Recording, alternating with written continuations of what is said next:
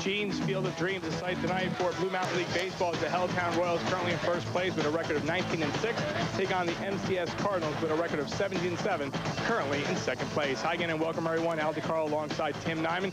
Glad you could join us for BML Baseball on this Thursday night. And we're proud to be here in the matchup from last year's championship game. And these teams already have met up 3 times this year. MCS winning in 10 innings the last outing, but the first 2 went to the Hellertown Royals. And coaches, you look at this matchup, everyone knows these 2 from the beginning of the year from last year are maybe the same 2 that will be in the championship this year. Well, we look for a great ball game tonight, Al. Bob Zerfus has his club right where he wants to be. They're in first place. As you mentioned, they're the defending Blue Mountain League champions. Martins Creek, probably the best team that has an opportunity to defeat them this year in the playoffs. And in my opinion, looking at all the clubs in the Blue Mountain League, so we'll expect a good ball game today. Well, let's talk about the Hellertown Royals. And you mentioned defending champs, Bob Zerfus, their coach, in his 30th year. They beat Starters last night, a team that's been playing a good baseball. You saw them a week ago, 7-4. I think Starters is playing very well, so it's just a testament to Hellertown's ball club and their persistence in this league. So, you know, 19-6, they've proven that they are the defending champs and belong in first place at this point of the season. One of the key players on this team, and we talked about him the first game we did here on 2 Sports, is Jesse Borden. He had 5 home runs and then went there for a lull a little bit. Hit 2 last night against Starters. He's back on track with 7 home runs. Well, Coach Zerfus has to be happy about that. With, as you mentioned, Jesse with 2 home runs last night, led the Blue Mountain League in home runs last year, and again leads the league this year as well. So a clutch hitter in that lineup for the Royals. When we switch gears and talk about the Cardinals of MCS, Chris Sewell's team, well, they lost an opportunity last night. They lost their game to Martins Creek 4-3 in 8 innings. An opportunity to make this a first-place showdown. Instead, they're a game and a half out, but they need this one. Well, it's a big ball game, if nothing else, to try to set the tone for the upcoming playoffs and perhaps, you know, send a little message to Hellertown. But tough loss for the Cardinals last night, but I'm sure the veteran club that they have will bounce back this evening. These 2 teams will actually meet next Friday once again. JT Bertosky will be the designated tonight, one of the hottest hitters out of DeSales University. Coach, you know what he does pitching, but over the last few weeks, he's really been hitting 13 hits and 17 at-bats. Well, JT's a fine young man, and he's doing a heck of a job for the Cardinals at the plate. 13 out of 17 the last. That's no small achievement for anybody. And he's done a great job for the Cardinals and, of course, on the mound for us over the last few years at DeSales. So quite a competitor and, you know, quite an addition to this club for MCS. Great music in the background. A great game expected as MCS takes on Hellertown next, live on 2 Sports. Welcome back to Gene Field of Dreams here in Bethlehem, Pennsylvania, high above the field today. Al DeCarlo alongside Tim Nyman. Glad you could join us for tonight's game on Thursday night. And a great night for baseball. Hellertown in first, MCS in second. And, you know, we talked about it before, you know, how big of a contest this is. And, we begin things on the mound. And we'll look at Mike Pavalko. Pavalko on the year with a record of 5-2, a 4.90 ERA, 40 innings pitched, 37 Ks, and 53 hits on the year. You know, you look at his numbers, 5 wins, you know, a 4.9 ERA. Take a look at the defense behind him as we get ready to get this game underway. It'll be Palos, Erie, and Washburn in the outfield. Sewell, Bacilis, Marlette, and Thomas left to right in the infield. And Pavalko and Rosenhauser. Actually, Thomas it will be. Instead of Thomas, it'll be Geiger over there at first base. There's your starting lineup. It'll be Burley. And we'll get that right after this pitch for you as we are underway in this first one. That's outside. Burley will lead off for Hellertown. He'll play left. John Stazenko is in center field. He'll bat second. Mark Nicholas is in the number 3 spot. He'll play third. Jesse Borden is in the 4-hole. Here's the pitch towards Bacilis. Handles that one and fires to first in time, 1 away on 3 pitches.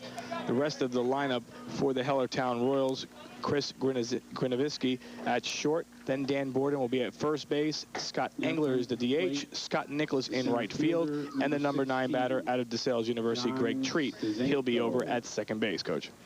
Yep, there's the Hellertown lineup, a formidable lineup at that, and had Mike Pavalko last week, Al, as we saw MCS lose the Starters last Thursday night on Service Electric TV2, and Mike wants to work fast, try to get his off-speed stuff over, and he established that early in this ball game. First pitch of the game was a breaking ball to Burley, so want to see Mike work quickly and get his club in the dugout. John Stazenko steps in, the center fielder, 257, 3 home runs, and 12 RBIs. He's the rookie out of Georgia Southwest State University. Everyone knows where that is. Absolutely. I can draw you a map to that place. John's Upper Park. He's from Upper Perkingham High School, so we can get you there. Yeah, right. Not George West, South, North, East, Central states. A little tough. Robert Reitnauer's current weather conditions: 85 degrees at game time, humidity at 52%, winds out of the northwest at 5 miles per hour. The low later tonight at 68 degrees. Mr. Reitnauer all over those weather conditions. Here's the 1-1 pitch, swing and a miss, strike 2. Now 1-2 on deck will be Mark Nicholas. So a good change up there from Pavelko, and again he's got the ball back from his catcher. Jay Rothenheiser staying on the mound ready to deliver, so he really wants to set the pace today. 1-2 pitch as he tries to get Stazenko to go fish and does not. Now 2-2.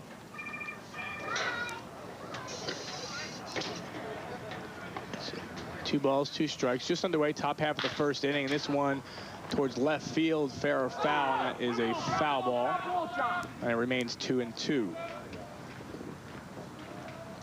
The umpires today behind the plate is Joe Labella, and in the bases will be Joe Shaw. See Joe Labella quite frequently in the Blue Mountain League. Good umpire. There's the ball down the left field line. Just foul by the length of a whiteout. I think somebody used to say that in the old Philadelphia. It might have been Les Kiter in the old Phillies days. Foul by the length of a whiteout. Maybe a case of whiteouts. Yeah, there you go. Great look of Bethlehem from here. It's a great scene, watching the game from where we are behind the plate. We're doing a lot of games over at Lineport as well. This behind the plate, this one towards Batsilis, gets up and makes the play. So 2 plays towards Batsilis and 2 out here in the top half of the first. That's a gorgeous setting to watch a ball game, and laid this field out very nicely here in Bethlehem. A little soft liner to Andy Batsilis, and all he had to do was time his jump properly, and there's a good view of Gene's Field of Dreams at Lehigh Little League Fields, and from our center field camera and the complex all around here in Bethlehem. We got one of our camera guys we're behind the plate. He's way above us. He's about 30 feet higher than we are. That one inside. Mark Nicholas, the third baseman. 279, no homers and 7 RBIs. Catches the outside corner, now 1-1. Good off-speed pitch. We spoke the other night about pitchers working behind, when they're behind a count, throwing off speed, working backwards, if you will, a little bit. And their Pavelka was 1-0 with a changeup, 1-1. Missed there with a fastball. 2 balls, 1 strike, and Pavelka sets and winds and swing and a miss. The breaking ball, and now 2-2. And Coach, interesting, we talked about this a couple of times, and you got the pitchers that go quick, pitchers that go a little slower, and Pavelka right now, maybe from your talking to him earlier, he's going right at the batter right here. 2-2 pitch, catches the outside corner. So 1-2-3 inning for Pavelka as he gets Mark Nicholas looking.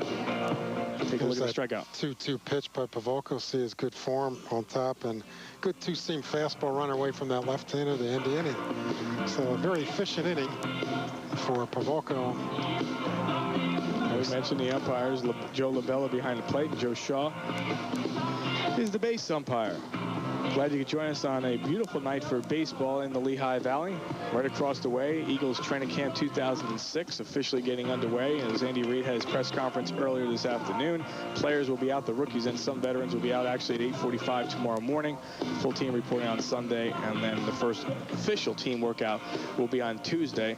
Service Electric 2 Sports will be out there each and every night with some live coverage from our camp. Take a look at the defense for the Hellertown Royals, and Chris Connors is your pitcher. Behind the plate is Jesse Borden. Over at first, Dan Borden. Greg Treat at second.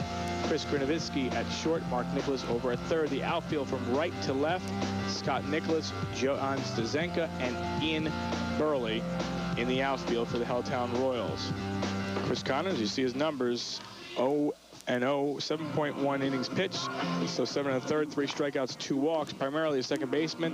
And Coach, the reason, I talked to, Coach before, is basically they have no one to throw right now, and they're going to give him his opportunities, had some chances to throw, and give an opportunity to throw right now, maybe get 3-4 innings for him, because they've been playing 4 games in 5 nights, and after tonight, they won't play tomorrow. Then they go Sunday, Monday, Tuesday, Saturday, Sunday, Monday, Tuesday, Thursday, and Friday. So take a look at your starting lineup for the MCS Cardinals. Mike Palos out of Lafayette will lead off. Andy Patsillas batting second. Mark Washburn in right field batting third. Jay Rothenhausler, the catcher, batting fourth. JT Pertosky, the hot hitter, and the DH, batting fifth. Chris Sewell, the manager, batting sixth and third. Jeff Merlette, second baseman. Matt Geiger from Lehigh, and Chad Erie, your starting 9 to go up against Chris Connors. Al, you mentioned the number of games Hellertown has coming up, some of those scheduled, some of those makeups, and Chris Connors getting a little bit from Bob Zerfus before the game. Hard thrower, feels he's as fast a thrower they have on the ball club. Show a little breaking ball, and as you mentioned, they're trying to hope to get about 4 innings out of Chris tonight. Well, Connors sets to Mike Palos. First pitch is down low, 1-0. Palos, 9th year in the league at Lafayette College, 279, no home runs and 8 RBIs.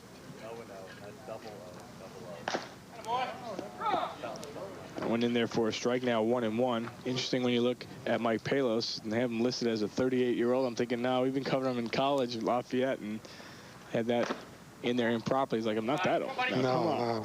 He's 38. You and I are like 60. Exactly. See Connors filling up the strike zone with a couple of fastballs right there, and he is throwing the ball very hard right here. Just missed high. So quickly behind the count is Connors at 3-1. Andy Patsillas and then Mark Washburn, number 2 and 3 to follow. 3-1 pitch here by Connors. That one is straight in there for a strike as Palos was taken the whole way. Mike Palos doing a great job as a leadoff hitter, drawing a lot of pitches, seeing what he's got. 3-2 pitch. That one stroked towards right field will drop in, so a leadoff single off the bat of Mike Palos.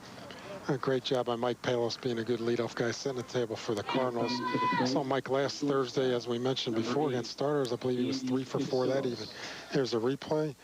It's almost full. Stayed back long enough, kept his hands back long enough, and shot that ball into the right field in front of right fielder Scott Nicholas for the leadoff single. Here's Andy Patsillas at 286, no home runs, 12 RBIs, 16th year at Allentown College. And not only is the Liberty Hurricanes head coach, he was one of your first players that you had over there at Allentown. The very first recruit, Al, at Allentown College, transferred from Westchester and led the way, carried the torch for quite a tradition. Bunting all the way down the third baseline, foul. Interesting, you know, I was talking to you before the game saying you're familiar with him because of JT Pertosky and the players from Liberty. You're like, wait a minute, that's the first guy I actually had. Yeah, he actually played for me. Had a great job as shortstop for us, and what a tremendous offensive weapon Andy has always been. And what a great family, too. Dad George is here tonight, and the mom, Ibby, a super family, the Patsillas family. No balls in a strike, bottom half of the first. No score between MCS, the Cardinals, and the Royals of Hellertown. It's a game and a half that separates the two teams. After the loss to Martins Creek yesterday, that one gets through, and Palos will easily get into second base.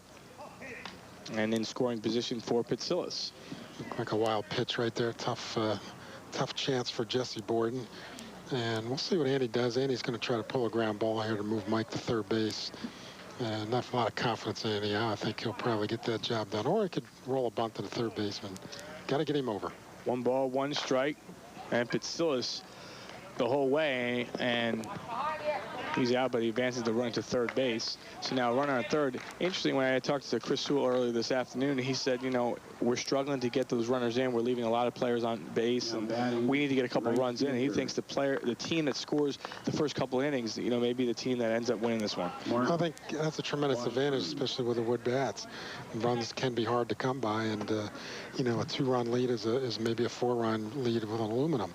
And Andy did a great job right there. He really changed his stance, chopped the ball to the right side, and moved the runner into scoring position. And that's winning baseball. Ultimately, you're going to win a lot of games that way. Well, as we mentioned, the last meeting, MCS won 2-1. Mike Palos actually faked a bunt and then doubled in the 10th. That was a game-winning run. In the bottom of the 10th, they won 2-1. That was on July the 2nd. They will play again, these two teams, next Friday. That'll be the 4th meeting of the two teams. Swing and a miss, now 1-2. Palos waiting there at third base. There you see that good fastball from Chris Connors, and Mark Washburn infield's back. All he needs to do is roll a ground ball somewhere other than the pitcher, and the Cardinals will be on the board. Jay Rothenhausler on deck. There's a pitch, and that one delivered for an RBI single as it gets to the outfield, and on his horse the whole time is Washburn, a wide turnover first, but scoring is Palos 1-0 in favor of MCS. That's a good job by Mark Washburn getting that run home. Palos set the table, moved up on a wild pitch. Pitzilis did his job, and a base hit to left field scores a run for the Cardinals and gets them on the board here in the first inning. Here's a replay, a little curveball from Connors, up in the strike zone a little bit, and single into left center, picked up by Chad Erie in center field. So Washburn leads off first. Jay Rothenhauser, the catcher, is up to bat. .329, a home run, 17 RBIs, 16th year in the league.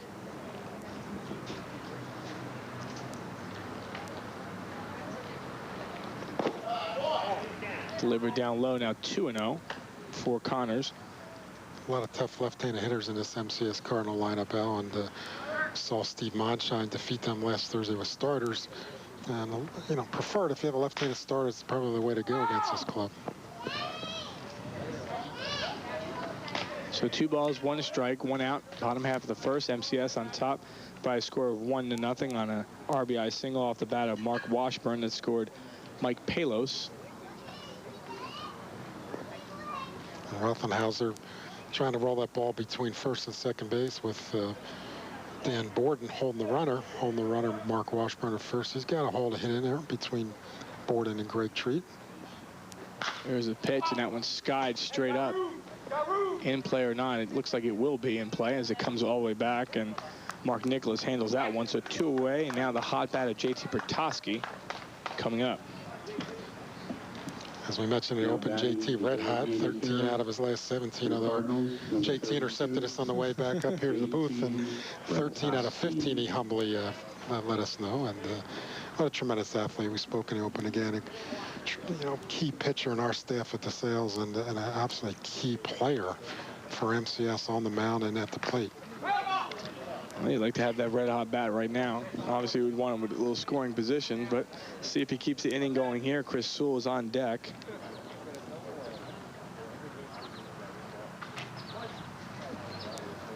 Washburn takes the short lead off first.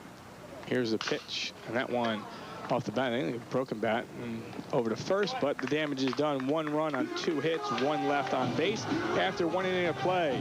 Score MCS 1, Hellertown 0. We'll be back on 2 Sports. The call of Tim Nyman, Hellertown at MCS, and you can take our cameras go far in the distance, a little rugby action on. There are so many fields over here, you don't know where you're looking at, but you know, our cameras can envision anything out there. Take a look how far that camera is, and if a home run's hit there, we'll get it, but I highly doubt that's going to be hit at about 525 feet out. Interesting game, that rugby. They see it top right. I think he's docking with the space station up there, and he's up in orbit. Number 39, Jesse Borden. Here is Jesse Borden, 333, 7 home runs, 16 RBIs. We'll give you the 7 and the 16. Again, Tim Fisher does a great job of getting us the statistics as that one goes off the glove of Merlette and not in time, so it will be an error on Merlette. But, you know, these stats that we were given, I added the home runs, but they're about a game behind on that because of the rainouts and everything else. So you may have a couple more RBIs. And J.D. Pertosky, on the other hand, he may have a couple more RBIs as well. If you get 13 hits and 15 at-bats, I'm sure there were some RBIs there. Probably are. First ball hitting by Borden, and Merlette unable to come up with that. So Pavelko here just trying. I doubt very much that Grinovinsky will be bunting here with the Royals. He's a pretty good hitter. Got some power. I want to really thank Tim Fisher for getting us this stats every time we need him. And, you know, I know I'm calling his cell phone, and he's wondering, who's this guy calling me all the time? It's always me. Grinovinsky with 4 home runs and 16 runs batted in, hitting .310 for the Royals. So a runner on, a leadoff runner is Borden on the error by Jeff Merlette.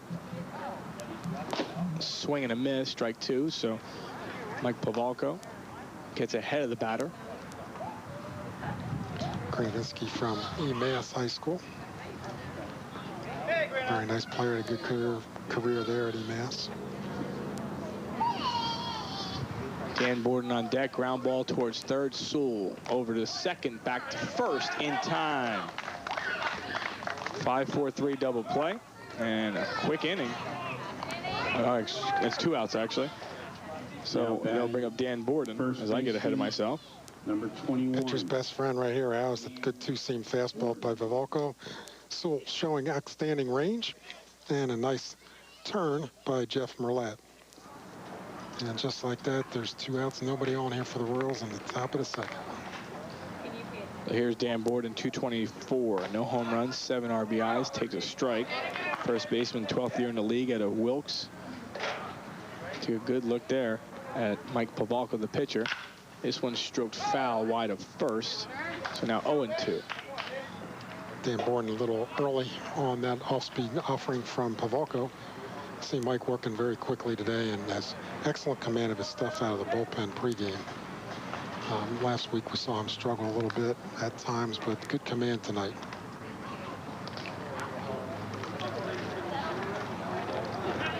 Top half of the second inning, 1-0 in favor of the MCS Cardinals over Hellertown Royals. 2 teams battling at the top of the Blue Mountain League. Hellertown with a record of 19-6, MCS 17-7. That one a clean single to right field between first and second for Dan Borden. I'm sure Mike Pavelko would like to have that pitch back. A little bit too much of the plate with an 0-2 count. And Dan Borden again stays back.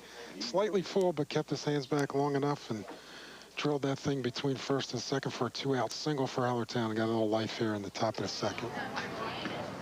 So Borden over at first. Scott Engler checks in, the designated hitter. 279, 2 home runs, 10 RBIs. 18th year in the league out of East Stroudsburg University.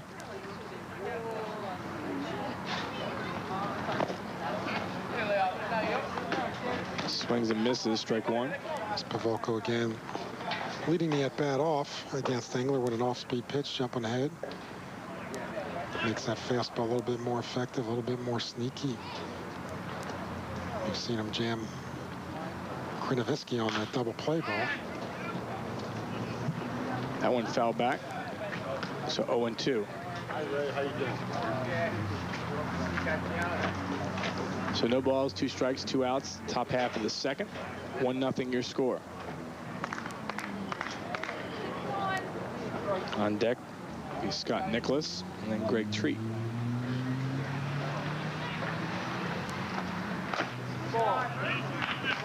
Now 1-2. And Pavelko not making the same mistake with Engler. Fastball away. Sets up this pitch. 1 of 2 pitches, fastball in, or you might say breaking ball away. 1-2 pitch. Pavelko taking his time, looking over to first. Runners going, swings and misses. No reason to throw that one down.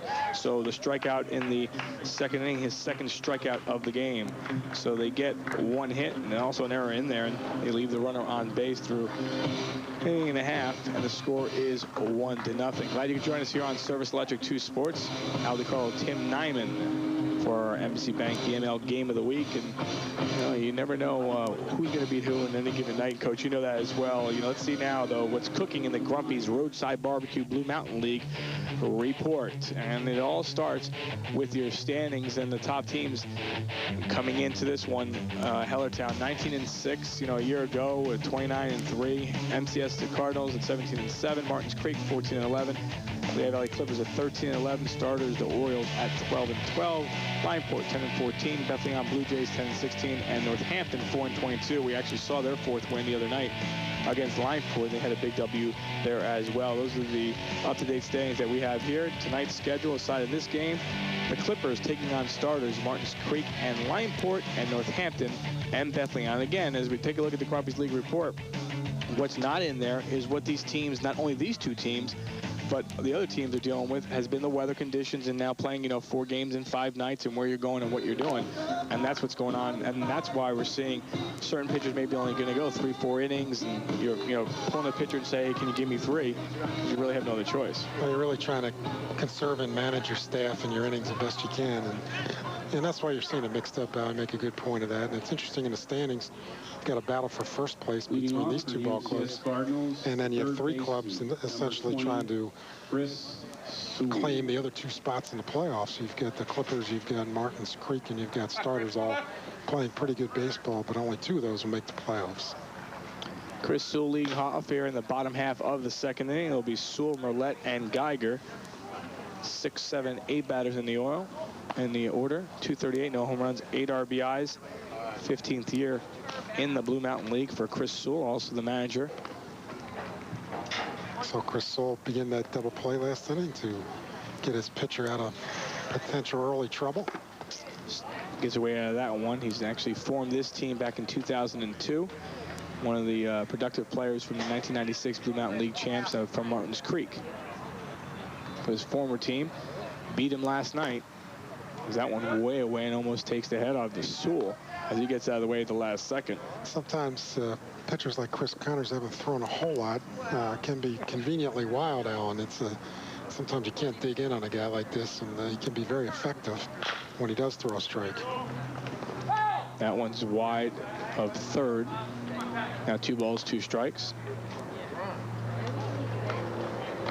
MCS, sponsored by MCS Industries and the Bethlehem Volunteer Firemen's Association. From looking through the program, most of their players have 9 years or so experience. Veteran ball club, MCS Cardinals, and that proves how they play the game on the field and how they go about their business of baseball. Throw a couple of younger guys in the mix, and thus you're successful.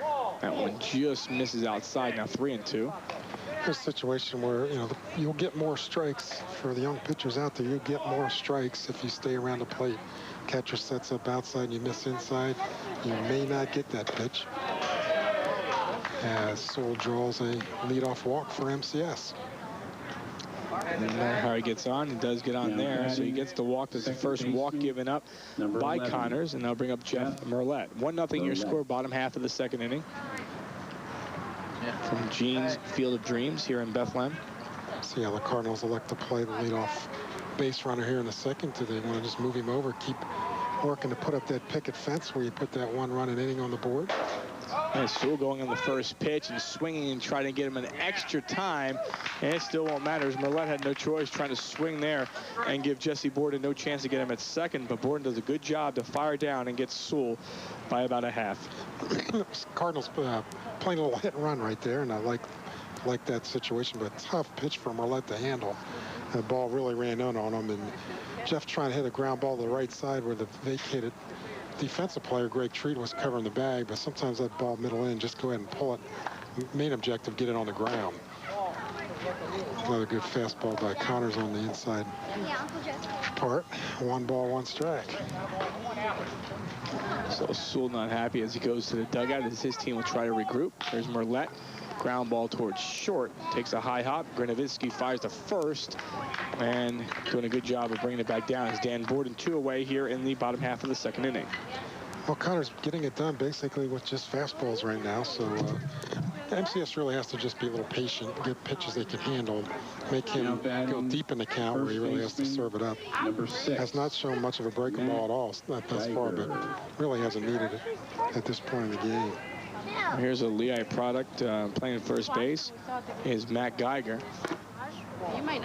First pitch ball to Geiger.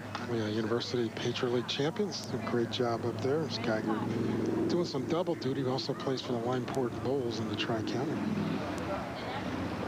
Geiger swings and misses. Matt McBride on one of his teammates getting drafted. Had a chance to see that on the Lehigh Valley Sports Scene as we were at his house when he got the call. Lots of teams calling in the last minute. Boston Red Sox, one of the teams calling, thought they had him, but that was for naught as Cleveland ends up getting him, and I think Boston thought they had him. I think Matt's with a great organization, and couldn't happen to a finer young man. He's really worked hard at it. Deserves everything he gets. 2 balls, 1 strike. That one fouled back. Boston, they called him back. They said, welcome aboard. He said, wait a minute, I just signed with Cleveland. Too late. Connors continues to fill a strike zone with basically just a fastball and a good one. He's got that good fastball. A lot of pitching coaches will say it's the best pitch in the game. 2 balls, 2 strikes, swings and miss. That's the first strikeout of the game for Chris Connors. We're through 2 full. It remains 1-0 MCS. We'll be back on 2 Sports. Welcome back. Top half of the third. Take a look at the manager, Bob Zerfas, in his 30th year. And interesting when you look at Coach Zerfas and everything there. 9 Blue Mountain League appearances, 78, 79, and 2005 they won, but only 4 losing seasons under him in 29 years. That's pretty good stuff. Bob's a good baseball man. There's He's been around a long time. He also is an assistant coach at Moravian College, helping Ed Little out at Moravian. And good guy, loves baseball, loves the kids, loves young people. Dedicated his whole life, obviously, to the game of baseball. Scott Nicholas leads off here in the top half of the third for Hellertown, and this one right into the glove of Jeff Merlette. Nicholas came in batting 200, 2 home runs, and 8 RBIs, a quick out. And right now, Mike Pavalka has just been cruising along. Faced 3 batters in the first, 4 in the second, and now his first one here in the third. Now batting. He's economizing, as we would say. Al, he's doing a heck of a job with his pitch count. We mentioned before on telecast, 12 to 15 an inning is really a great goal to have, and Mike's right in that category right now as we roll along here. Here's Greg Treat, 200, no home runs, 2 RBIs. The rookie added to sales. He gets the start tonight. Swings and misses, now 0-2. And Coach, he's, I guess, your starting shortstop over at second base. How does that work into form? You know, when you're shortstop second, I mean, in the infield, he's getting some time, he's getting some playing time. That's a great opportunity for Greg, and he's doing a nice job at second base for Hellertown. Of course, he's playing next to Chris Konovitsky, who's one of the all-stars in this league. And it's a learning experience for him. He's seen some great pitching. He saw a couple of pitches here from Pavolko I'm sure he hasn't seen all spring. Quite a batter, quite a competitor from Concord, New Hampshire. In the hole at 1-2, and that one misses. Now 2-2. Top half of the third inning. Hellertown trying to see if they can get the run back that they gave away in the first inning. Palos with a leadoff single. A wild pitch moved into second, and then a RBI single off the bat of Mark Washburn. That's the difference right now. 3 balls, 2 strikes, and an out here. And the pitch to Treat, a little dribbler towards second. Merlette will field and fire to first in time. 2 away, so 2 up and 2 down will bring the top half of the order, and Ian Burley. Good at bat by Greg Treat right there. It was worked Pavolko to a full count, but Mike, knowing he's got the 9-hitter at the plate, went after him and got Treat to ground out to second base. Greg also a starting quarterback on the high school football team and the point guard in their basketball team. So one of those rare 3-sport guys in New Hampshire. Solid athlete. Great kid. Difference for you, Coach, watching from up here than, being in the dugout. You get a chance to, even when you get a chance to see a couple of your players as well, it's got to help you out too. Well, it's a good opportunity for me as well. I get to see some things from them, and it's just nice, watching Greg run that ball out 110% to first base, and they're always hustling. You can always do that. See Pavolko again starting Ian Burley with an off-speed pitch. Ground out by Burley in the first inning. Pitch by Pavolko, that one down low, and now 1-1. MCS lost to Martins Creek 4-3 in 8 innings, and before that they beat Lineport, I believe it was on Monday night, a score of 8-3. 1-1 pitch, that one down the third base line, at least a single. See if he tries to stretch this to a double. He stopped there momentarily, now gets towards second in time. That was as close as you're going to get on the tag, and coming around first, you look at Burley, he hesitated there for a second. That could have cost him, but didn't. That's pretty good base running by Ian Burley. Actually, excellent base running. He ran hard through the bag. He had a base hit down the line, thought it was going to be a double off the bat. As we look at the replay, here he is. He drills that ball down the left field line, running hard out of the box, makes a hard turn, saw that Palos had a little trouble coming up with the ball, stutter step, and continued on. It's a good lesson for young base runners as well. And if you're out, so be it. It's a good situation here with 2 outs. They can score on a base hit. I bring up John Stazanko. Good base running and good hustle by Ian Burley. Takes a strike on the outside corner. Again, now runner in scoring position. We talked about Chris Sewell, and for him and the way he was talking, he said, we have to score runs, and now Hellertown's an opportunity for them, trying to even this one up. This one stroked towards center, but it hangs up there a little longer than it was supposed to for that at-bat by Stazanko, so they'll leave the runner stranded over at second base. So no damage done there by Hellertown as they get their second hit of the game.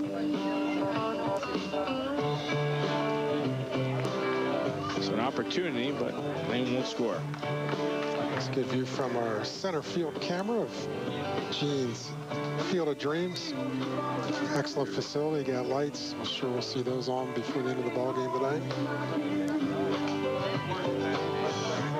We're reminder, Lehigh Valley sports scene, all you need to know in the sports in the Lehigh Valley and beyond. Weeknights at 6 and 9:30.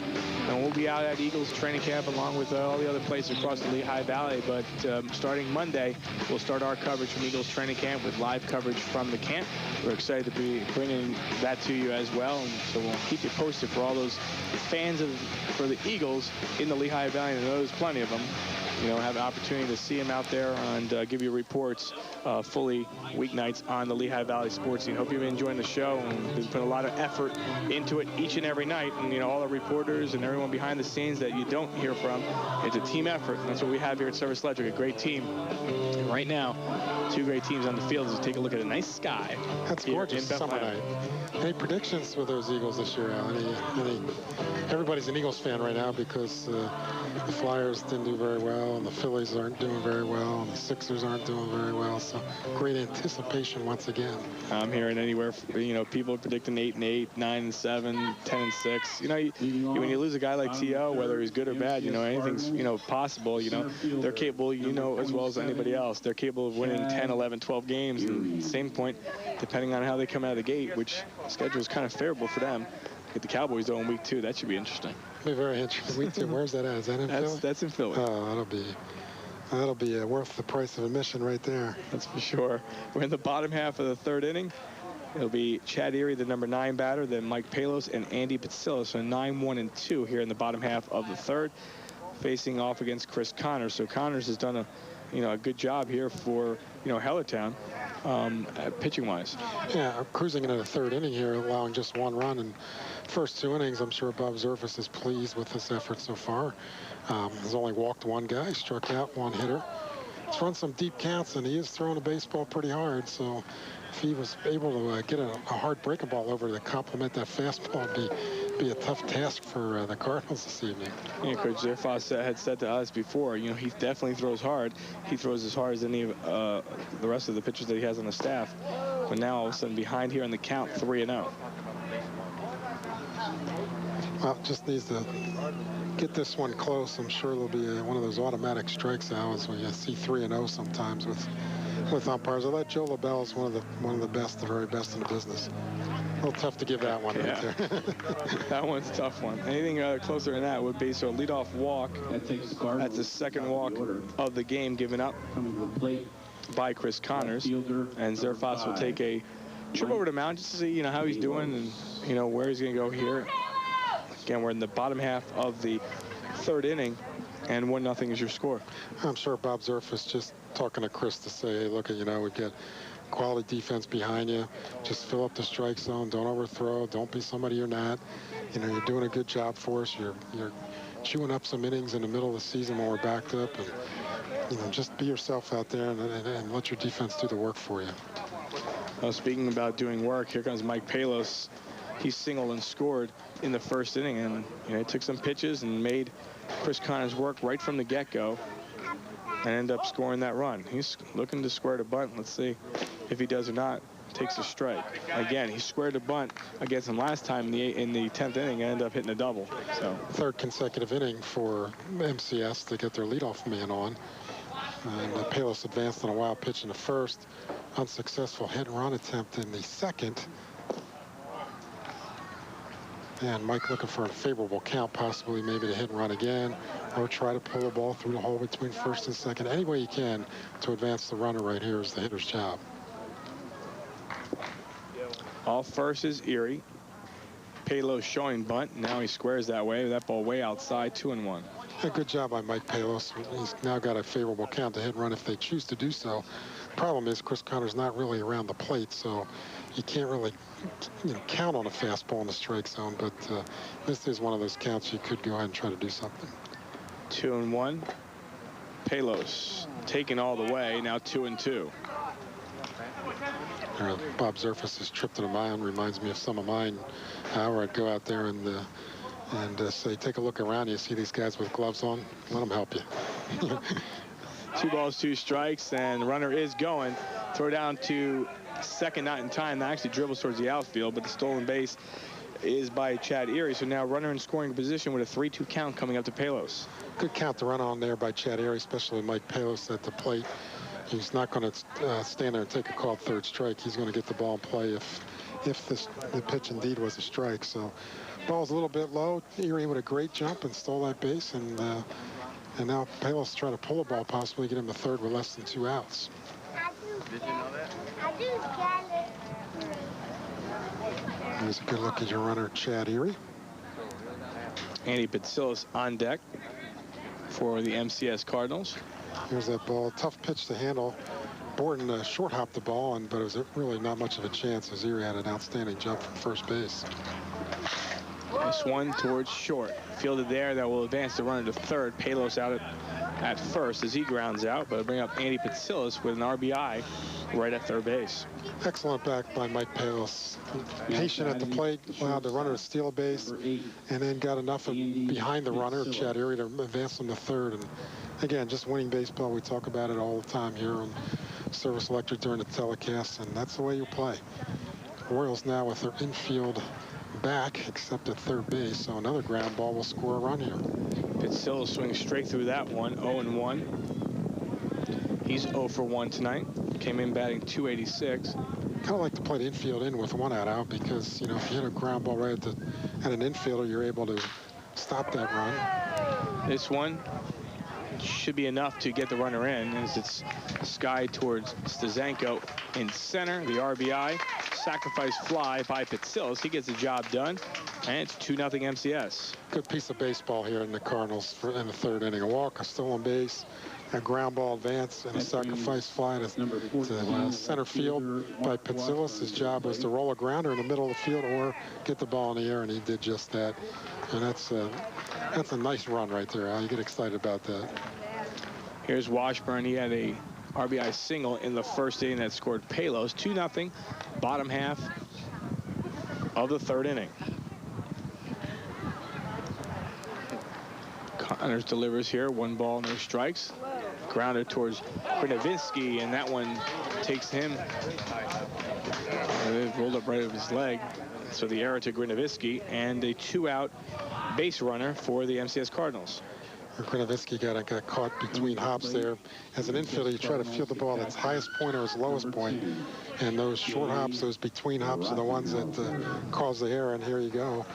Took a funny hop right off the edge of the grass and dirt right there. And instead of coming up on Grinovinsky, which I think we all thought was going to happen, it stayed down and skidded by him into the outfield. Fly out 0 for 1 for Jay Rothenhauser. So a 2-out runner at first, 1 run in. And that one up high. A little tip for young players out there as well, if you're on field conditions that aren't the best. Good way to do that in the infield is count the hops, and it helps you concentrate to try to time the ground ball, and helps you get behind it or on the side of it or wherever you need to be to make the play. So counting the hops off the bat is always a good policy to field, especially when the field's not so nice. Not saying that here, there's perfect condition, just got a funny hop, that's all. This one a fly ball towards center. Under it is Stazanko, and he will get the batter. The sacrifice fly by Patsillas scores the second run for MCS. The Cardinals up 2-0 after 3.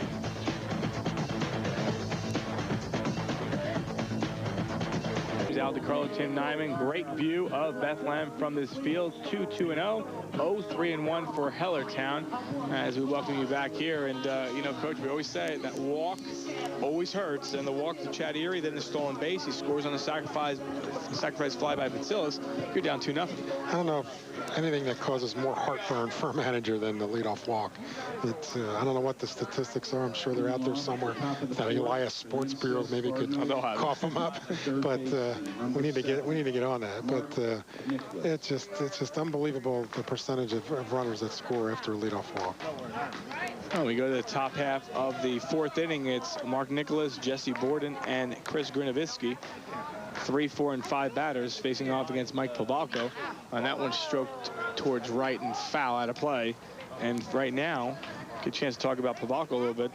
He's just been cruising along. He's given up just that 1 hit.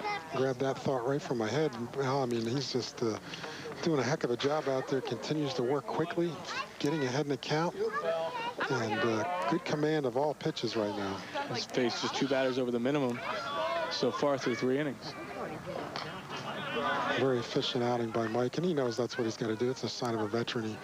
He knows what it takes him to be successful, and he continues to stick with his game plan.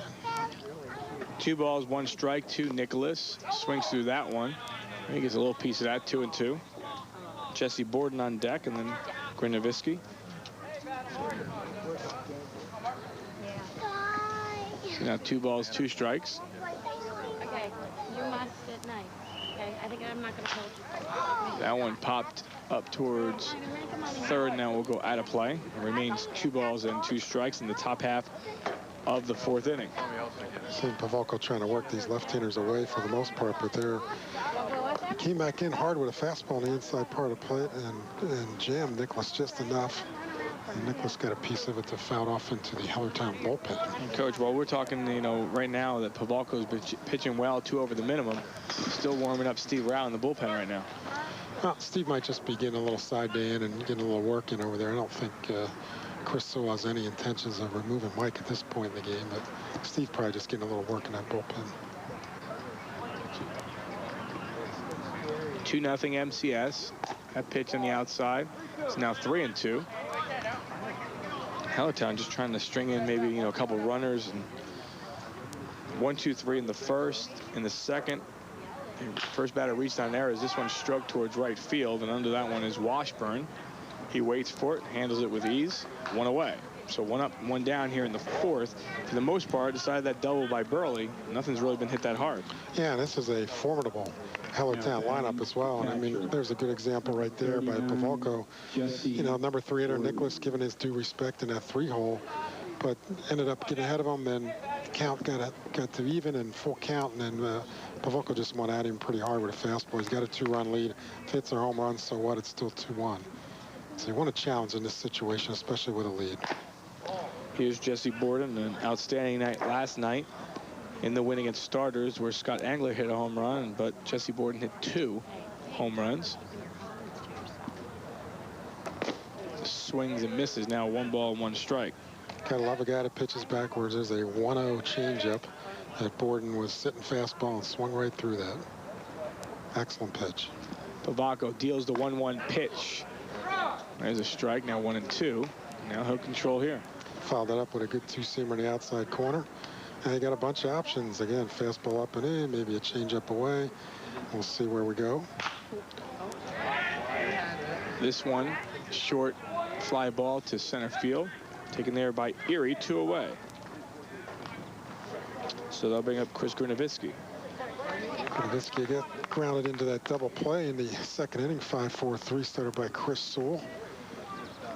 Saw Grinovisky homer at Lineport earlier in the season. He's got some good power and an outstanding hitter and outstanding athlete. Grinovisky. Trying to get a little 2-out bingo going here for the Royals. Grinovisky takes the ball. And there's a first ball, breaking ball by Pavelko. Not sure of the schedule for MCS, the Cardinals here coming up. I know they're at Bethlehem on tomorrow night and Monday Martins Creek, but I'm not sure if they're in action Saturday and Sunday.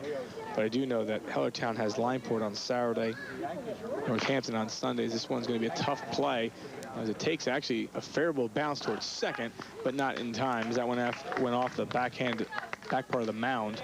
But Jeff Merlette couldn't field that one, so a 2-out single by Grinovisky. You take him any way you can get him, Al. Any way you can get him. That's a line drive in the newspaper. Not on TV, no. Not on TV. That's a slow roller chopper. In the newspaper, that's a line drive in a boxcar. I mentioned they have Lineport, then Northampton on Sunday, the Clippers on Monday, Martins Creek on Tuesday.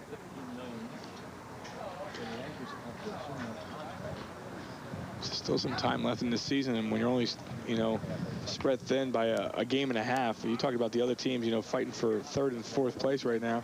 There's a bunch of teams in that mix, and these 2 teams are fighting at the top. At the same time, there's other teams fighting in the middle. Yep, you got 2 very good races going on in the Blue Mountain League, and very competitive. And as you mentioned, we saw Northampton beat Lineport, put a little cringe in their playoff run at the time. So you got to come play good baseball each night of the week in this league. So here's Dan Borden. Borden 1 for 1 with a single. Pavelko with 55 pitches, 39 strikes, 16 balls so far here in the 4th inning. divide that by 4 innings, that gives you your pitch count per inning. And if it's in that 12 to 15 ratio, which I believe that would be, that's what you're looking for as a head coach or pitching coach at any level. That's giving it's giving your defense a chance to make plays for you, and you're working quickly, and that's what the defense likes best. 2 balls, 1 strike. So there's 2 outs, top half of the 4th inning. Hellertown finds themselves down by a score of 2-0, but the runner at first is Grinovisky. Here's Borden with Engler on deck. Opportunity here to maybe get some damage as they keep Grinovisky close at first.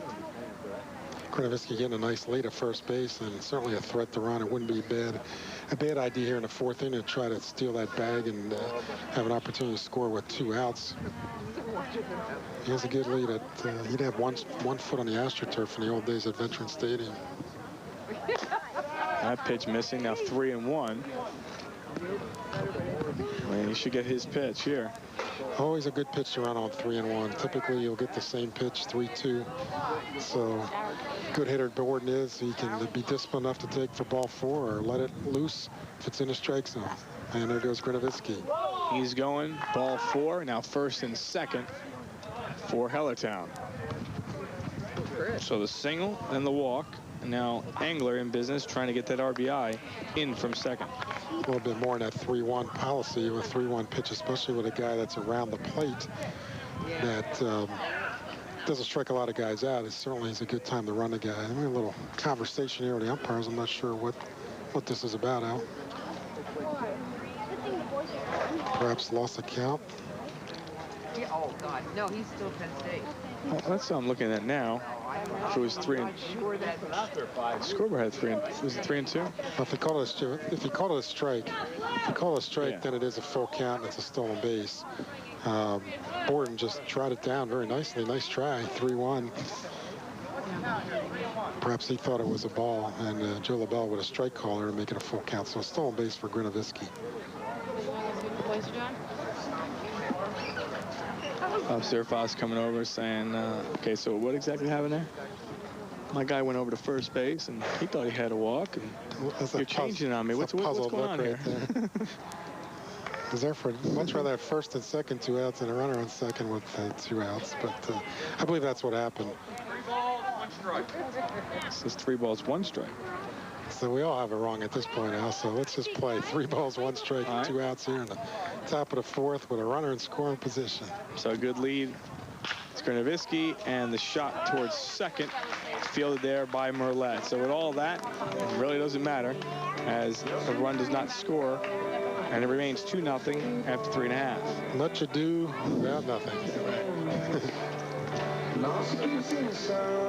So as we get to the bottom half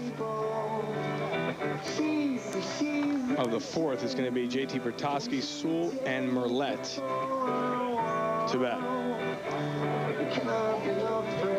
You see 0-4-1, 2-2-0. Take a look at tonight's trivia question, the Creative Concrete Illusions trivia question. What player led the Blue Mountain League in home runs and RBIs a season ago? Our Creative Concrete Illusions trivia question, and we'll give you that answer as Coach thinks about it, and the answer is... I believe we'll go with that Scott Thomas. Don't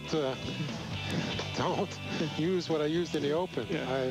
I picked Jesse Borden, but Jesse was certainly the second home run hitter and the leading hitter in the Blue Mountain League. But that's Scott Thomas with 5 of them last year and 28 RBIs. Trivia question brought to you tonight by Creative Concrete Illusions. Scott Thomas, 5 home runs, 28 RBIs, as mentioned. Our Creative Concrete Illusions trivia question of the night. Outstanding. So don't ever believe anything I say, especially in an Open. Especially coming off 4 days at the shore. Yeah, right. Chris Connor's numbers to this point, he's thrown 49 pitches, 26 of them strikes, 23 of those balls. You're talking about the strikes going over on the fastballs, but, you know, his breaking ball, you know, still trying to get that one into the mix. Pavalko has pitched tremendously so far tonight on the other side. Yeah, Chris Connors that's the ratio I'd expect from Chris Connors. He's got 49 pitches, as you mentioned, 26 strikes, 23 balls, and haven't seen much of a breaking ball at all. He's just rearing back and letting it go, and he's kept his ball club in the game. He's entered in the 4th inning where Bob Zerfus was hoping to get him at least through 4, and then Bob had mentioned us earlier that he may go to John Stazenko for the rest of the ball game here. So anything he gets out of Chris at this point is a bonus, especially with his schedule coming up. Here's the red-hot bat of J.T. Bertosky as he grounded out in his first plate appearance. Back to the pitcher. Well, my dad took while she was doing it. He was behind. Swings and misses now 1-2. Once we can figure out how to get off the Batter. 13 hits in his last 5 games. Coming into tonight's game, Chris Sewell on deck, then Jeff Merlette. Ground ball towards third. Nicholas Fields fires in time. 1 away. Certainly no secrets facing Chris Connors tonight. It's fastball, fastball, fastball. You go back in the dugout and, you know, what's Chris got? It's fastball, fastball, fastball. And he's got a good one. He's got some movement on. He's got some velocity. And the Cardinals have just done some little things, some small ball to get on the board. And not always give you a chance to win. But Connors doing a great job. Here's Chris Sewell, the manager. A walk, and he was caught stealing at second in his only plate appearance. Swings through that one. 0-1. Of course, that was a hit-run attempt by the Cardinals in the 2nd inning. Sewell got pegged at second base. I've never been down That went down low in the dirt. Now 1-1. Bottom half of the 4th inning. Blue Mountain League Baseball here on Service Electric 2 Sports. Al DiCarlo, Tim Nyman with you on this Thursday night. 2-0 MCS, as we mentioned, and that one, the breaking ball, is good. And now 1-2. Good breaking ball right there by Connors. I think he can go to that a little bit more here, especially if he's going to continue on in this game. Sewell delivers a 1-out hit, a clean single to left center field. And they'll bring up Jeff Merlette. So 2 at-bats and 2 times on for Sewell. Batting second base. There's a replay. Sewell stays back nicely. Didn't get much extension there, but was able to get the barrel of the bat on the ball and served it out in the left center field for a 1-out single. Last time Sewell was on first base, as we mentioned, they tried to play a little hit and run with nobody out. With 1 out, probably stay a little bit more conservative here. We'll slow down. I was like that. I was tall, young, and then everybody caught up. Last meeting back on July the 2nd, MCS 2, Hellertown 1. First 2, as that one stroked towards right and not even having to move there was Scott Nicholas, and 2 away. Hellertown won the first 2 meetings of the year, and these 2 teams will actually go back at it next Friday. 2 very evenly matched clubs. Both have excellent lineups. Offensively, both pitch very well. Both play very good defense. Both well managed. It's no secret that these 2 were in the finals last year and could very well be in the finals again this season. They'll bring up Matt Geiger. Geiger 0 for 1 with a strikeout. The only strikeout of the game for Chris Connors. Sewell takes his lead off first. 2 away. Swinging and missing is Geiger, 0-1. Sewell probably won't be running at all here. Geiger again has an opportunity to hit the ball through the hole at the first base side with 2 outs. And Sewell fakes it, and now he'll end up going into second. that's a good job right there by Sewell. That's a crafty base running. Really wasn't going to try to steal a bag and showed a fake steal and made Connors hurry, made Borden maybe lose a little concentration, and before you know it, we've got a ball in the dirt and runner in scoring position. Here's a replay. Wild pitch, short hops Borden, tough ball to handle, and good base running by Chris Sewell. Coach, stolen base or a wild pitch? That's a wild pitch. Be a wild pitch. And right halfway there. down, coming back, so give him the wild pitch, move him over. That one fouled straight back. 1-2.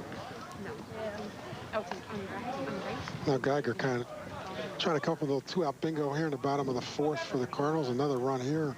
3-run cushion with 3 innings to go would be a huge margin, and with the wood bats and good pitching by Mike Pavelko. 2 balls, 2 strikes, 2 outs. Bottom half of the 4th inning. Lights still not on yet. As still just a nice breeze coming in. Just a gorgeous night for a baseball game. Absolutely phenomenal. That's a whole different state.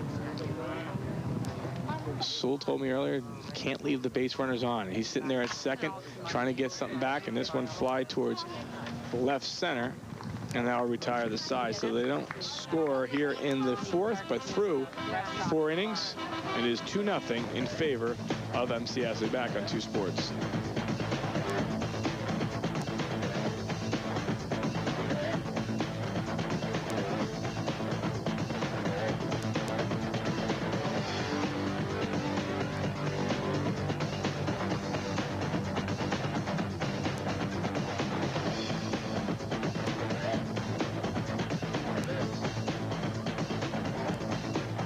Look at a picture-perfect evening here in Bethlehem. Oh, across the board for Hellertown MCS. One in the 1st, one in the 3rd. They lead by a score of 2-0 as our cameras take you above and beyond and far distance down to give you the great views of Bethlehem and surrounding cities, I think. Tremendous job always. Makes our job a lot easier, that's for sure, Al. Again, an 0-0 curveball by Pavelko, gets it back, delivers. One of the things Hellertown may want to do here as we get in the 5th inning is step out of the box and try to break up the rhythm. A little smoke fire right there. Somebody's steaks on fire. Going to save those things. Robert right now is doing a great job with the stats. I don't know where he came. I think he called the Elias Sports Bureau for this one. Hellertown has outscored opponents 25-9 in the 5th inning. So if they should come back, this is the inning to do so. As Robert looking for a position with Elias. He's got the computer over there, but I don't know where he's getting that info from. That's great stuff right there. Whether it's true or not, we just don't know, but he just passed it. I'm buying it. I think it's outstanding. Robert giving us good information. 25-9, outscoring their opponents, Hellertown, here in the 5th. It's Engler, Nicholas, and Treat here in the 5th against Mike Pavelko, who has been in no damage whatsoever so far through 4. And there you see Scott Engel taking a little time, stepping out of the box. Anything to upset Pavelko's rhythm, but Mike stands there very stoic, ready to go. 1 ball, 2 strikes, and going fishing for that one was Engler. That is the 3rd strikeout of the game for Mike Pavelko. A great 1-2 pitch right there by Pavelko. Setting Engler down for the 2nd time tonight on strikes. Now batting. There's a replay, and there's a breaking ball in the outside corner. Scott Engler really trying to be protective and get the ball in play. Had no shot at that pitch. Is maybe the best one of the night by Pavelko in a series of excellent pitches. Here's Scott Nicholas. He's 0 for 1. First pitch changeup. If you're going up to try to pull Mike Pavelko, you're going to be in trouble. You got to try to take the ball through the middle and the other way, because he's just going to frustrate you, and he has done all of that tonight. 1 ball, 1 strike, 1 out. Top half of the 5th. Hellertown trying to get some base runners. See if they can come back in this one. And again, when you score that many runs for Hellertown, you know 2-0 is not that many. But at the same time, when you're playing against MCS, who doesn't give up that many runs, it's like you said earlier. You know, you want to get the runs when you have the opportunity. Build a 2-run lead is like a 5-run lead in this game here. This one could be trouble as Patsillas tries to run it down and does. Andy Patsillas still showing that good speed, and saw that many years at Allentown College, now the Sales University. Is that Andy played shortstop for me for 4 seasons, and a fine young man and doing a tremendous job at Liberty High School. Always wants to learn, always wants to know what's new. You know, how can he score? What new plays are you doing? Always has a nice conversation with Andy. He's always very interested in learning, you know, what may be helpful to help his ball club and his kids out. Here's Greg Treat. Treat 0 for 1, a ground out, and his only plate appearance back in the 3rd inning. Well, Treat can really help his club out here. Nine hitter trying to turn the lineup over. That was a good play there by Rothenhauser as he throws him away. It was a difficult play because he had to turn and make it, and he took it on that 1 hop, or else Treat could have ran down the bases. Well, an excellent play by Rothenhauser. Treat has good speed, so Jay got out of that behind the batter's box very quickly from home plate and made it look easy. Well, 3 up, 3 down as we take a look at Treat. Treat tops the ball right off the plate. And Greg does run very hard. Rothelmeiser out of that shoot quickly and throws a strike to Matt Geiger, first base, to end the top of the 5th for Hellertown.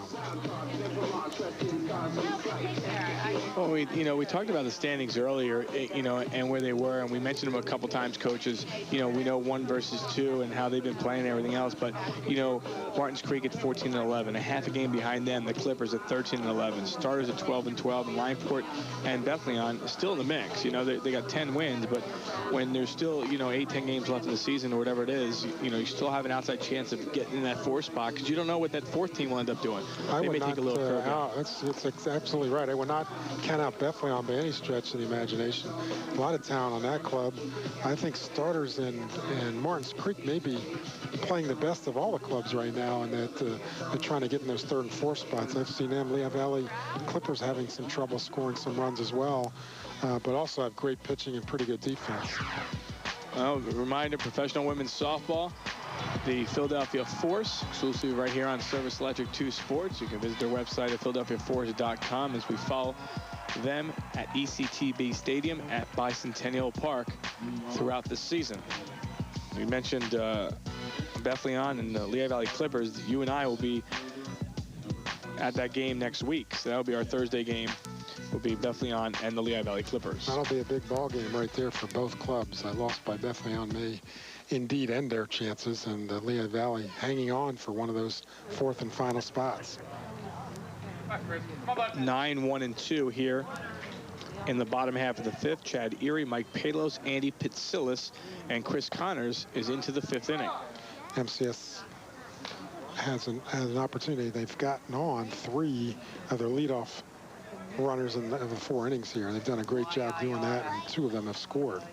So Chad Erie will try to do just that again here in the 5th, as he did in the 3rd with a leadoff walk and a stolen base. Coach, got to be bonus time here, for Hellertown with Connors getting into the 5th inning. Coach, Zerfas thought maybe he'll get 3 or 4, but now he's into the 5th. How long he lasts, how long he, goes. Right now, he's only given up a couple hits. Well, 2-0 score is going to dictate as well. I think Zerfas wants to keep this score close if possible, and I don't think he'll stay with him too long, but Chris seems to be throwing very well. He's still around the plate and has a lot of movement, still has pretty good velocity. So you're absolutely right. Any innings from here on out, past the 4th, are certainly bonus innings. As you mentioned, they've got Saturday, Sunday, Monday, Tuesday, Thursday, I believe, coming up. And that's a tough schedule in any league. So 1 ball, 2 strikes, bottom half of the 5th. Here's Erie. A walk and a stolen base. Here now a hit by pitch. So another leadoff runner on here for the MCS Cardinals. Now 4 out of 5 innings, they've gotten their leadoff man on and brings the top of the order up. Mike Palos, who handles the bat as well as anybody in this Blue Mountain League. Well, Palos, with 2 good plate appearances, has done the job perfectly for him in helping, his team score. He scored the first run and then helped, get the second run in scoring position. Yep, he moved the runner. He moved Erie to 3rd base after he had stole 2nd, and it's what you would call a productive out back in the 3rd inning. Palos squares to bunt,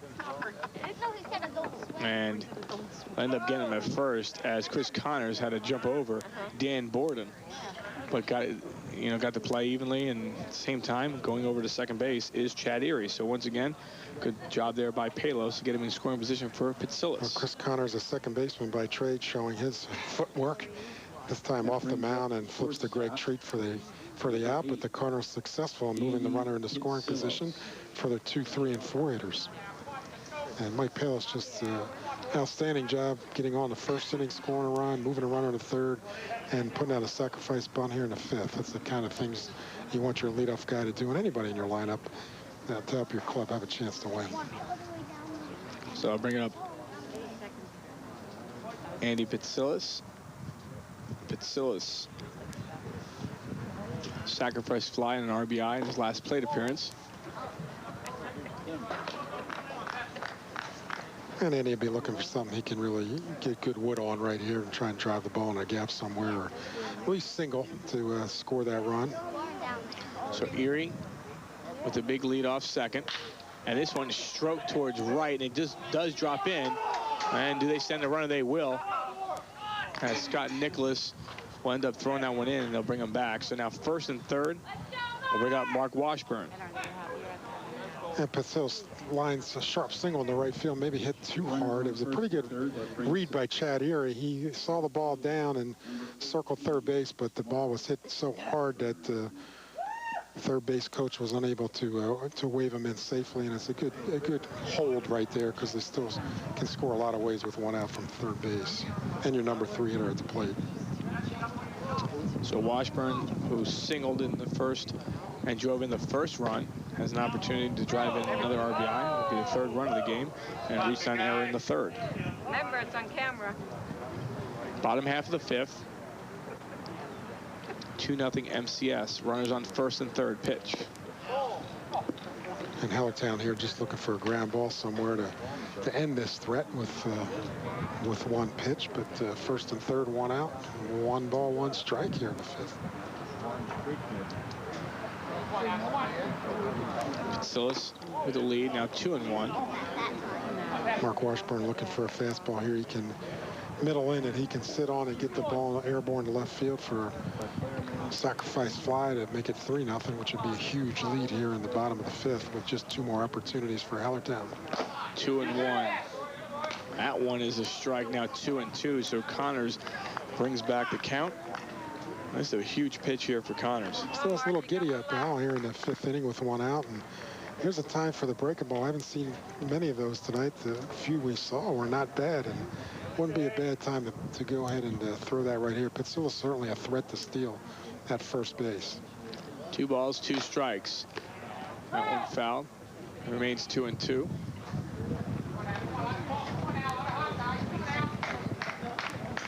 Silas at first. Erie, who was hit by a pitch and was sacrificed at second by Mike Palos. Washburn looking for his second RBI. This one a dribble foul wide of third. It's a good battle here with Connors and Washburn. Connors making some tough 2-strike pitches, and Mark Washburn, being a good hitter he is, he's wasting them away and trying to get something he can handle to go ahead and get this run in. A little surprised Patsillas isn't running from first base in his 2-2 count. It would be definitely a good count to run in with 1 out. Stay out of a double play possibly as well.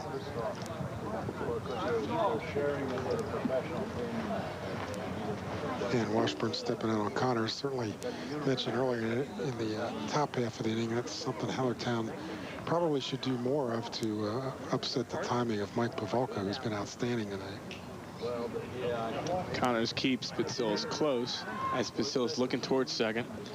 Looks runnerish a little bit. Yeah. Looks a little runnerish down there. Gets the lead. A quick pitch, and then the ground ball towards third, taken there, and then dribbled off the hands of Nicholas. Everyone will be safe. Run will score, and it's 3-0. And there's a good example. You put people in motion, and anytime you make an infielder hurry, you've got an opportunity to do some good things. Little dribbler to third base, and Mark Nicholas had a hard time finding a handle. If Patsillas isn't running, Nicholas probably could relax a little bit more, maybe turn that double play. So by putting people in motion, Cardinals again manufacture a run here in the 5th. And that's the key word, manufactured the run, exactly what they did. And it started, you know, we talk about the walk in the 3rd inning, scored a run, hit by pitch here in the 5th inning. There's a run being scored with the help of the sacrifice bunt by Mike Palos.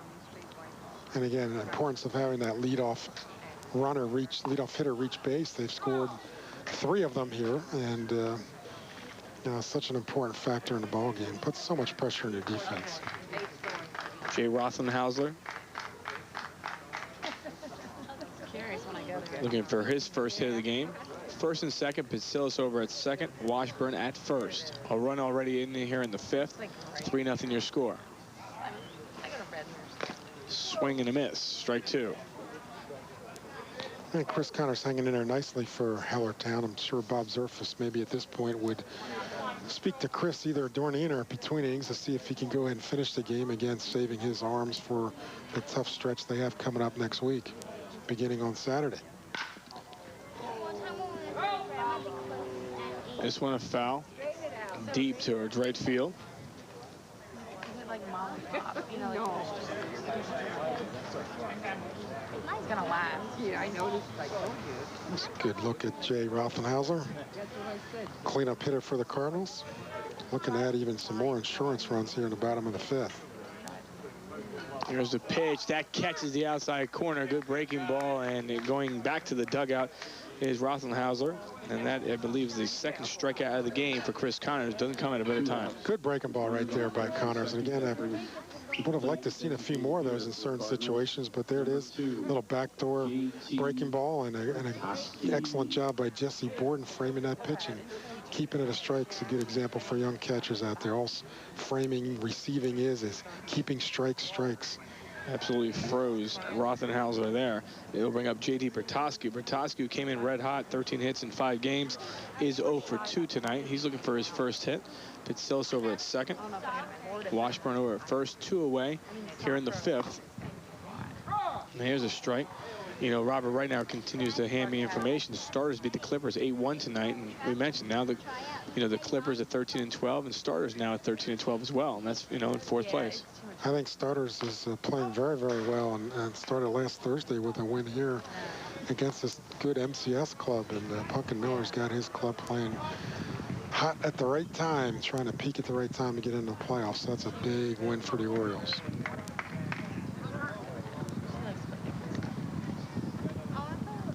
One ball, 2 strikes, 2 outs. That went up high, now 2-2. Another good spot for that curveball right here. JT Bertosky's seen a bunch of fastballs, and curveball very well may buckle his knees. Sills takes the lead, now 3-2, so we'll see the runners. Like the off and running here on a 3-2 pitch. Another good fastball, but up and out of the zone. So you're right.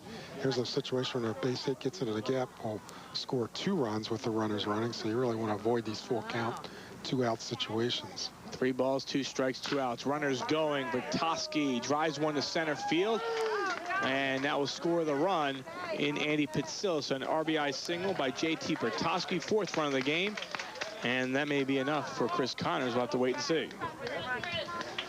A big hit by Bertosky, a 4-run lead here in the 5th inning is perhaps almost insurmountable at this time with a wood bat the way Mike Pavolko's thrown. But a good job by Bertosky taking a 2-strike pitch right where he should, right up the middle. Scores Pitsillis with a 4th run, 2nd run of the inning. And Hellertown will make the pitching change. I believe you'll be seeing John Stazenko on the mound.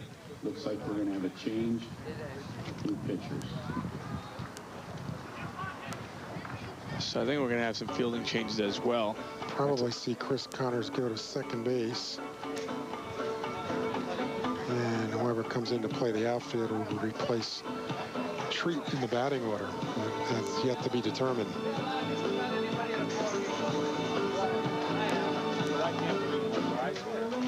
We'll get all the changes for you momentarily. Reminder, coming up this weekend, the 2006 U.S. Cycling Junior National Championships. We'll have a replay at 4 p.m. on Sunday.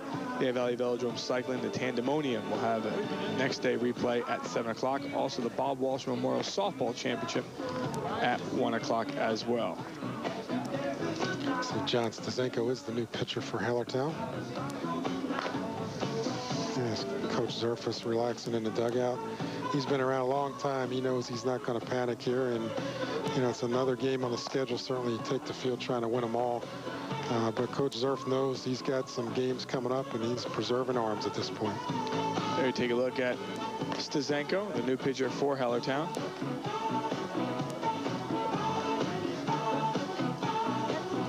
Comes in from center field, as you mentioned.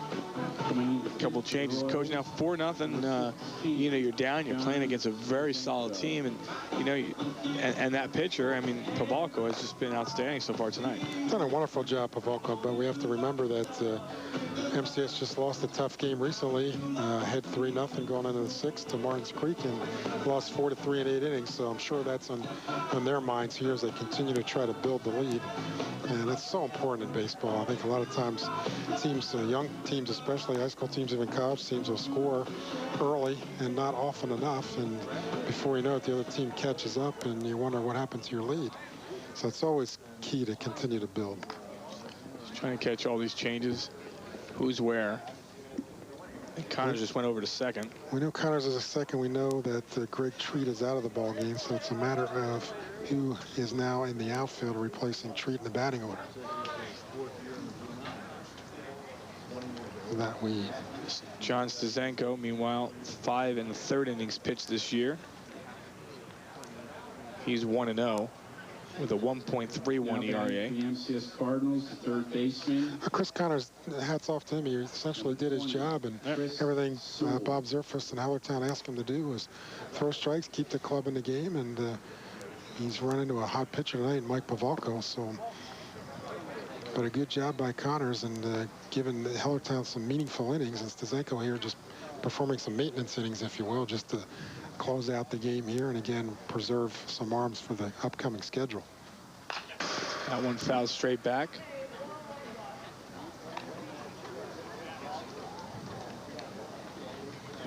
There's 2 away here in the bottom half of the 5th, 2 in this inning.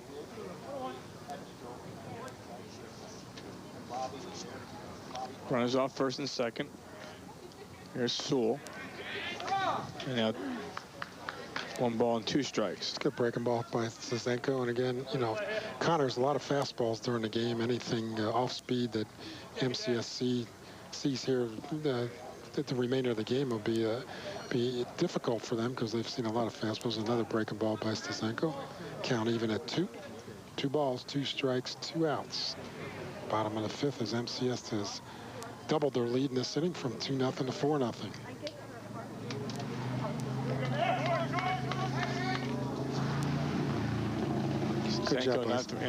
Good job by Stazenko stepping off the rubber right there as Kratoviski charged in behind the runner, Mark Washburn, at second base. And Stazenko is seeing there's no play rather than deliver the pitch to home plate. You see that many times in high school or young players where the shortstop or middle guy's trying to pick off play and the pitcher throws home and he could drive a truck through the hole that's vacated by that infielder.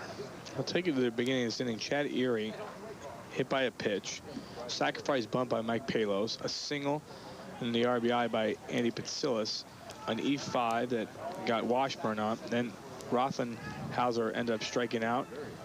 Then an RBI single by Bertosky, and now here's Chris Sewell, runs on first and second with 2 away in the 5th with his team up by a score of 4-0.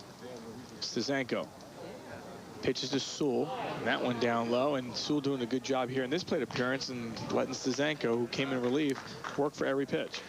And you go through that inning now. I really like the little things that happened in that inning. Mike Palos sacrifice bunt. Of course, Washburn reached on an error where Patsillas was running first and third and having players in motion.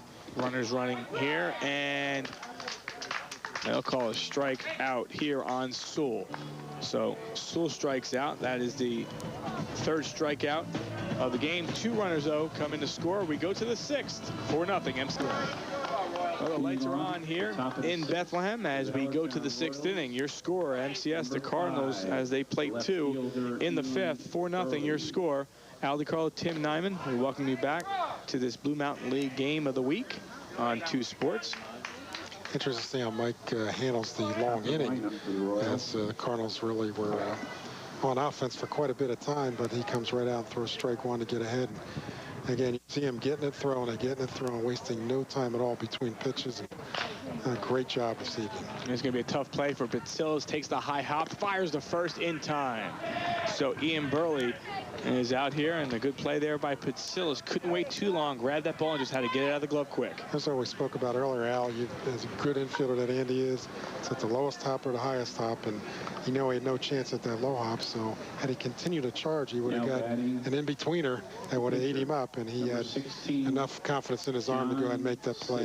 That's a good play, and probably the only play Andy had right there. Here's Stazenko, who's now in pitching for Hellertown in the number 2 spot. He remains in the lineup. And he'll square to bunt. This will be a tough play here for Pavalko, and good job there over at first by Geiger to pull that one back.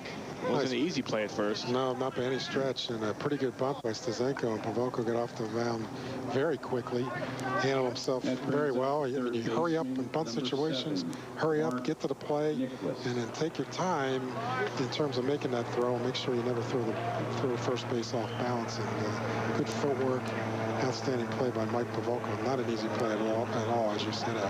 Pavolko's just been dynamite tonight. Now it's Mark Nicholas's turn. He's 0 for 2. He takes a strike, so the first 2 batters out quickly in a couple pitches. And trying to get the third out here of the inning in the top half of the 6th pitch. This one, just as I mentioned, that is a clean single to center field. The Aldo jinx there, right there. Talked him right into that base hit, but good pitching by Pavolko. He was getting it thrown. He got ahead strike 1. You're looking for a quick inning right there. You have a 4-run lead. Go ahead and serve it up, and chances are it's hit with somebody with a glove on, and this time Nicholas got the ball into center field. Retired 6 straight batters before that at bat. They'll bring up Jesse Borden, and Borden can bring this to within a two-run game with 1 quick swing of the bat. He has 7 on the year, leads the league. Dangerous hitter for Hellertown, and as you mentioned, he could cut the lead in half right here with a swing. So Pavolko will be careful with him, but not tippy-toe around him. He does have 2 outs. I said leads the league. I believe he leads the league in the home runs with 7. Correct. So Matt Geiger playing behind Nicholas at first base with 2 outs with a left-handed hitting Borden at the plate. Gives him more range down at the bag. And Hellertown not going to run with 2 outs down 4 in the 6th, that's for sure. 6th inning. This one's skied towards center field. Chad Erie under it. And that should be the 3rd out of the inning. It is. So 4 batters faced in the inning for Mike Pavolko. And again, he gets out of the no jam. Just he's been pitching perfectly so far tonight. A reminder coming up a little bit later on, our Creative Concrete Illusions player of the game, creativeconcreteillusions.com, 610-428-2571, our Creative Concrete Illusions player of the game. And one of those players, and the possibility, is definitely Pavolko, as he's been outstanding so far tonight. We'll have that just a little bit later on as we head to the bottom half of the 6th inning, where it will be Jeff Merlette, Matt Geiger, and Chad Erie, 7, 8, and 9 to go up against John Stazenko, star of Bethlehem. Boy, our camera's really going deep here. Gorgeous, gorgeous view. Right. Absolutely gorgeous. Pavolko is a great candidate for that player of the game. Reminder, visit our website, tv2sports.com. We have all the links and everything out there in between. Also, Overtime. For a lot of people out there, get a chance to see some of our top stories of the night. Just click on Overtime, and you get a chance to see those stories that we have on Service Electric 2 Sports. I hope you're enjoying our broadcast tonight. Al DeCarlo, Tim Nyman, Joe Wolokovitz running the show from inside the truck tonight. Doing a good job, Robert Reitnauer, doing the great stats and giving us all that information. And, you know, we'll take it a little bit beyond. All right, Coach, what are we seeing here? Who's pitching? I got a little softball matchup in a well-lit field down below. Also, looks like Northwestern versus, I don't know, Southern Lehigh. That's what it looks like. Remind also Lehigh Valley Sports Scene weeknights 6 and 9:30 on Service Electric 2 Sports across the Lehigh Valley and beyond. We'll have full in-depth coverage of Eagles training camp beginning on Monday. We'll be out there as well tomorrow as the first day of camp begins, and all the stories in between as we take you to Lehigh Valley Sports Scene weeknights at 6 and 9:30. Right now, no 6, no 9:30. We're still in between those 2 hours, but the score 4-0 in the bottom half of the 6th inning. Jeff Merlette, Matt Geiger, Chad Erie with a 4-0 advantage. Looked like club drew a walk down there in that softball game. From here, that pitch looked pretty good. You got to give me the names. You got to give me the names. Got to get that roster. You know, with our camera crew, you know how far our cameras can shoot. We get a roster. We could do 3-4 games at one time. That'd be outstanding. Never done before in the history. 0-1 the count. That one towards first. Tough play, but a good look there by Borden, and one away. And a good job by Stazenko again. He's just trying to finish out the ball game for Hellertown and preserve the pitching staff. Now batting first base for Bob Zerfus. That rugby game's still going on. Geiger. I guess you can play that with lights, no lights, whatever. It's an interesting game, that's for sure. Here's Geiger. Geiger 0 for 2, a strikeout in the 2nd, a flyout in the 4th. He's looking for his first hit as the lights are completely on, and we got a little night baseball going on now here in the 6th inning. Good lights here at Lehigh Little League fields. I'd rather watch rugby than that World Cup stuff, though. I like the stuff that goes on around it, but between the lines, I'm not so sure. You gotta love the World Cup. Difference of opinion. There you go. We could debate that for a while. If it was 14-0, we could go ahead and go that route. Yeah, right. Only going 1-0 in that game. Not the best team winning this year. That would be the Italians. 1 ball, 2 strikes, and 1 out here in the bottom half of the 6th. That's a bit of prejudice right there now. But all I know is they decide this big thing. No, that I disagree with. The penalty kicks. No, let's just stop playing. Go ahead, kick the ball at each other, where the goalie has no chance whatsoever. You guess, and you still might not get it. That's right. So that's my only problem with that game. 2 balls, 2 strikes. I'm going to put Coach in the goal for a couple shots. See if he can take them. I'd have as good a chance as anybody else in that penalty kick, that's for sure. 2 and 2. They kick one right at me. At least they take up some space. Meanwhile, Geiger having a pretty good at-bat here as the MCS trying to tack on yet another insurance run, but the way Mike Pavolko is going a 4-run lead, it might as well be 14-0, and be a tough task for the Royals to come back here in the 7th inning. 2-2, 1 away, bottom of the 6th. The pitch to Geiger, and that one fouled straight back. Now it remains 2-2. Good cut by Geiger right there, sitting on a 2-2 fastball from Stazenko. And got to be impressed with Stazenko. He came in and got Chris Sewell on a strikeout to end the 5th, and more damage by MCS Cardinals. And here throwing strikes with 1 out here to Matt Geiger. 2-2 pitch once again. That little dribbler, Stazenko, will handle it, fire to first, and get the 2nd out of the inning. So we'll bring up Chad Erie with 2 outs. Now batting the center fielder, number 27. You're looking ahead to the 7th inning. It'll be Chris Krinovinsky, Dan Borden, and Scott Engler for Hellertown. Could likely be their last plate appearance. Good pitch by Stazenko. Got the ball in on Geiger a little bit, and a little dribbler back to the mound. Stazenko handled easily. Chad Erie with a great job in that 9-hole. Walk, stolen base, hit by pitch, 2 runs scored. He's 0 for 0. And got some statistics to show. Nice in the, in the category of the 9-hole with the 2 runs scored and hit by a pitch and a walk. We're in the bottom half of the 6th, 4-0 in favor of the MCS Cardinals as they try to close within a half a game of first place. This one, sky towards center. And that one almost got lost in the lights. It just keeps carrying. And into the glove of the outfield. And that will be 3 away here. So it'll be last chance opportunity for Hellertown. They'll need 4 to keep this game going. It's 4-0 after 6.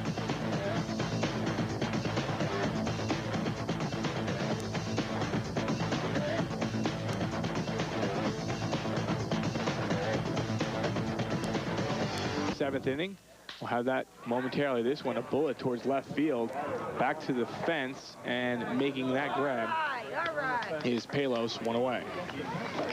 Krinovinsky, we saw his power early in the season at Lineport with a long home run at Lineport Stadium. There he gets all that ball and drove it deep to left field. Palos made the catch rather easily. So they'll bring up Dan Borden. Mike Pavolko's been a perfecto on this night.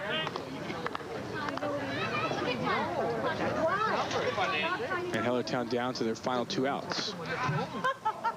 Pavolko down for 3 strikeouts and no walks.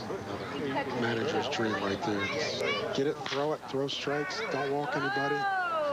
This run right to Palos and 2 away. So a couple pitches and 2 outs. And I'll bring up Scott Engler with 2 outs. Trying to keep this game alive as we're in the 7th inning. A win here by MCS, as we mentioned, will give them the victory in their 18th win of the season. They would draw within a half a game of first place. Tightening up that race we spoke about earlier, the top 2 clubs, and you've got 3 teams for the 3rd and 4th playoff spot. Palos had Borden played perfectly on left center. The ball was hit pretty hard, but Palos right there to make that catch for the 2nd out of the inning.